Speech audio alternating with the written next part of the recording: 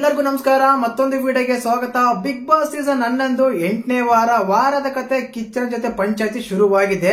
ಈ ಪಂಚಾಯತಿ ಶುರುವಾದಾಗ ನಮಗೆ ಚಿಕ್ಕ ಅಪ್ಡೇಟ್ ಸಿಗುತ್ತೆ. ಏನಂತ, ಕಿಚ್ಚ ಸರ್ ಯಾರಿಗೆಲ್ಲ ಕ್ಲಾಸ್ ತಗೊಂಡ್ರು, ಅದಾದ್ಮೇಲೆ ಕಿಚ್ಚನ ಮೆಚ್ಚುಗೆ ಚಪ್ಪಾಳೆ ಯಾರಿಗೆ ಸಿಕ್ತು, ಈ ರೀತಿಯಾಗಿ ಸಣ್ಣ ಅಪ್ಡೇಟ್ ಸಿಗ್ತಾ ಇರುತ್ತೆ. ಬಟ್ ಈಗ ಸಿಕ್ಕಿರೋ update it's a big update, shocking news ಅಂತ ಹೇಳ್ಬೋದು. ಯಾರು ಊಹಿಸಿರಲಿಲ್ಲ ಅಂತ ಅಪ್ಡೇಟ್ ಸಿಗ್ತಾ ಇದೆ, ಅಂತ ಮಾಹಿತಿ ಬರ್ತಾ ಇದೆ. ಏನಂತ, ಒಬ್ಬ ಕಂಟೆಸ್ಟೆಂಟ್ ಎಲಿಮಿನೇಟ್ ಆಗಿ ಮನೆಗೆ ಹೋಗಿದ್ದಾರೆ ಅಂತ.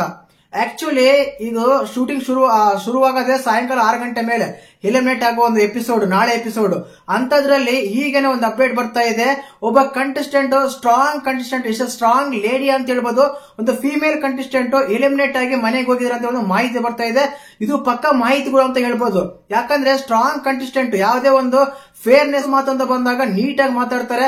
ಯಾವುದೇ ಭಯ ಇಲ್ದೇನೆ ಒಬ್ಬ ಮಾತಾಡೋ ಕಂಟೆಸ್ಟೆಂಟ್, ಫೀಮೇಲ್ ಕಂಟೆಸ್ಟೆಂಟ್ ಮನೆಗೆ ಹೋಗಿದಂತೆ ಶಾಕಿಂಗ್ ನ್ಯೂಸ್ ಅಂತ ಹೇಳ್ಬೋದು. ನಾನು ವೋಟಿಂಗ್ ರಿಸಲ್ಟ್ ಆಗಿ ಒಂದು ಅನ್ಅಫಿಷಿಯಲ್ ವೋಟಿಂಗ್ ರಿಸಲ್ಟ್ ಹೇಳಿದಾಗ ಪ್ರತಿ ಬಾರಿ ಹೇಳ್ತಾ ಇರ್ತೀನಿ, ಕಲರ್ಸ್ ಕನ್ನಡದವರು ಕೇವಲ ವೋಟಿಂಗ್ ರಿಸಲ್ಟ್ ಮಾತ್ರ ನೋಡಿ ಎಲಿಮಿನೇಟ್ ಮಾಡಲ್ಲ. ಅದು ಅವ್ರ ಎಂಟರ್ಟೈನ್ಮೆಂಟ್ ಆಗ್ಲಿ, ಒಂದು ಬೇರೆ ಒಂದು ವಿಷಯ ಆಗ್ಲಿ, ಅವ್ರ ಬಿಹೇವಿಯರ್ ಆಗ್ಲಿ, ಪ್ರತಿಯೊಂದು ಕನ್ಸಿಡರ್ ಮಾಡ್ತಾರೆ. ಅವ್ರಿಗೆ ಒಂದು ಚಾನಲ್ಗೆ ಯಾವ್ದು ಉಪಯೋಗ ಆಗ್ತಾರೆ, TRP ಯಾವ ರೀತಿ ಬರ್ತಾ ಇದೆ, ಅವ್ರ ವ್ಯಕ್ತಿತ್ವ ಯಾವ ರೀತಿ ವ್ಯಕ್ತಪಡಿಸ್ತಾ ಇದಾರೆ ಅಂತೆಲ್ಲ ಕನ್ಸಿಡರ್ ಮಾಡಿನೇ ಅವ್ರನ್ನ ಒಂದು ಎಲಿಮಿನೇಟ್ ಮಾಡೋದು. ನಾನು ಎಕ್ಸಾಂಪಲ್ ಒಂದು ಕೊಡ್ತೀನಿ. ಲಾಸ್ಟ್ ಸೀಸನ್ ಅಲ್ಲಿ ತುಕಾಲಿ ಸಂತೋಷ್ ಅವ್ರಿಗೆ ಓಡ್ಸೇ ಬರ್ತಿಲ್ಲ, ಕೊನೆ ತನಕ ಇರ್ಲಿಲ್ವಾ. ಆ ರೀತಿಯಾಗಿ ಕಂಟೆಂಟ್ ಯಾರಾದ್ರೂ ಚೆನ್ನಾಗಿ ಕೊಡ್ತಾರೋ ಅವ್ರನ್ನ ಮನೆ ಒಳಗೆ ಇರಿಸ್ಕೊಂತಾರೆ. ಕಂಟೆಂಟ್ ಕೊಡ್ಲಿಲ್ಲ ಅಂದ್ರೆ ನಿನ್ಗೆ ಎಷ್ಟೇ ಫ್ಯಾನ್ಸ್ ಇದ್ರು, ಎಷ್ಟೇ ಓಟ್ ಇದ್ರು ಮನೆಯಿಂದ ಹೊರಗೆ ಕಳಿಸ್ತಾರೆ. ಬಟ್ ಈ ವಾರ ಡಬಲ್ ಎಲಿಮಿನೇಷನ್ ಅನ್ಸುತ್ತೆ.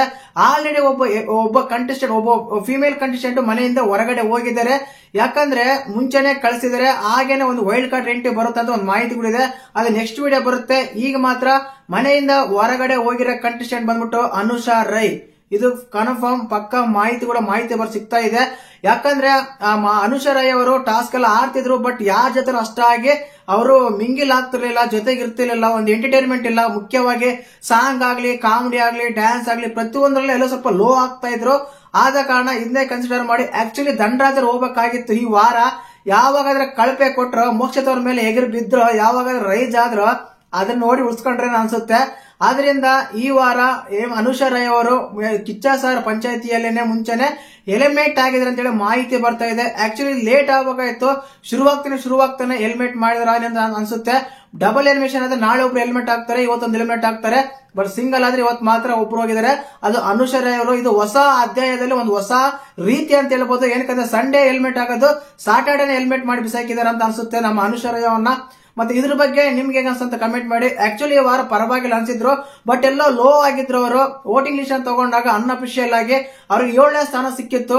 ನಾನು ಮೊದಲೇ ಹೇಳಿದೆ, ಗೋಲ್ಡ್ ಸುರೇಶ್ ಅವರು, ಉಗ್ರ ಮಂಜು ಅಂತ ಅವ್ರು ಬೇಕೇ ಬೇಕು. ಯಾಕಂದ್ರೆ ಅಂತ ಕಂಟೆಸ್ಟೆಂಟ್ ಗಳು ಬಿಗ್ ಬಾಸ್ ಮನೇಲಿ ಇಲ್ಲ ಅಂದ್ರೆ ಅಲ್ಲಿ ಆಟನೇ ನಡೆಯಲ್ಲ. ಆದ್ರಿಂದ ಅವ್ರನ್ನ ಎಸ್ಕೊಂಡು ನಮ್ಮ ಅನುಷಾ ರೈ ಅವ್ರನ್ನ ಕಳಿಸಿದ್ದಾರೆ. ಮತ್ತೆ ಇದ್ರ ಬಗ್ಗೆ ಕೆಲವರಿಗೆಲ್ಲ ಬೇಜಾರಾದ್ರೂ ಆಗ್ಬೋದು. ಯಾಕಂದ್ರೆ ಫೇರ್ ಲೇಡಿ ಅಂತ ಹೇಳ್ಬೋದು. ಏನಕ್ಕಂದ್ರೆ ತುಂಬಾ ಫೇಸ್ ಟು ಫೇಸ್ ಮಾತಾಡ್ತಾರೆ, ಇದ್ದಂಗೆ ಹೇಳ್ತಾರೆ. ಬಟ್ ಎಲ್ಲೋ ಸ್ವಲ್ಪ ಕುಗ್ಗೋಗಿದ್ರ ಅಂತ ಅನ್ಸುತ್ತೆ. ಇದೇ ಕಾರಣಕ್ಕೆ ಅನುಷಾ ಅವರು ಎಲಿಮಿನೇಟ್ ಆಗಿ ಮನೆಗೆ ಹೋಗಿದ್ದಾರೆ ಅಂತ ಒಂದು ಮಾಹಿತಿ ಬರ್ತಾ ಇದಲ್ಲ, ಒಂದು ಅಪ್ಡೇಟ್ ಇದು ಪಕ್ಕ ಮಾಹಿತಿ ಕೂಡ ಅನ್ಸುತ್ತೆ. ಪಕ್ಕ ಮಾಹಿತಿ ಕೂಡ ಇದು. ಇದರಿಂದ ಮತ್ತೆ ನಿಮ್ಗೆ ಏನ್ ಅನ್ಸುತ್ತೆ? ವಿಡಿಯೋ ಇಷ್ಟ ಆಗಿದ್ರೆ ಲೈಕ್ ಮಾಡಿ. ಖಂಡಿತವಾಗ್ಲೂ ಇಂಥ ಅಪ್ಡೇಟ್ ಬೇಗ ಸಿಗ್ತಿರುತ್ತೆ ನಮ್ಮ ಚಾನಲ್ ಅಲ್ಲಿ. ಚಾನಲ್ ಮುಂಚೆನೆ ಚಾನಲ್ ಸಬ್ಸ್ಕ್ರೈಬ್ ಮಾಡ್ಕೊಂಡು ಇಟ್ಕೊಳ್ಳಿ. ಹಾಗೇನೆ ಬೆಲ್ ಲೈಕ್ ಬಟನ್ ಆನ್ ಮಾಡ್ಕೊಳ್ಳಿ, ಯಾಕಂದ್ರೆ ನೋಟಿಫಿಕೇಶನ್ ಬರೋಕೆ ಬೇಕೇ ಬೇಕಲ್ವಾ. ಮತ್ತೆ ವಿಡಿಯೋ ಇಷ್ಟ ಆಗಿದ್ರೆ ಲೈಕ್ ಮಾಡಿ, ಶೇರ್ ಮಾಡಿ, ಸಬ್ಸ್ಕ್ರೈಬ್ ಮಾಡಿ. ಜೈ ಹಿಂದ್, ಜೈ ಕರ್ನಾಟಕ ಮಾತೆ.